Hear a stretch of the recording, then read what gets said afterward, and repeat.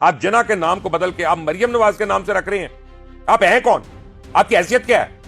सिर्फ यही है कि आप मेरे ऊपर केस कर सकती हैं, कर लें। आप मुझे पीका में अंदर कर सकती हैं, कर लें। आप मुझे अपना जो है ना वो कोई जाली पर्चा दोबारा कर, आपके वालिद ने भी किए थे, आपके चाचे ने भी किए थे, आप भी करके देख लें एक दफा। लेकिन जो गलत है वो गलत है ना। आपका नाम कहां से आ गया बीच में?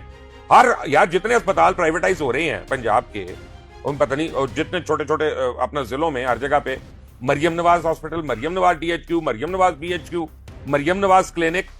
कौन है भैया मरियम नवाज? सर CM है पंजाब। नहीं, एक मिनट यार, CM है मत मेरा अपना जो है ना मजाक उड़ाओ सर, और बेशर्मी की बातें मत करो। तुम मरी हुई कौम के अपना जो है ना नुमाइंदा हो। जो कौम मर जाती है ना वो इस तरह की बहकी हुई बातें करती है। जो पता नहीं तुम लोग टुन होकर प्रोग्राम करते हो, क्या करते हो तुम लोग? की गैरत नहीं जागती।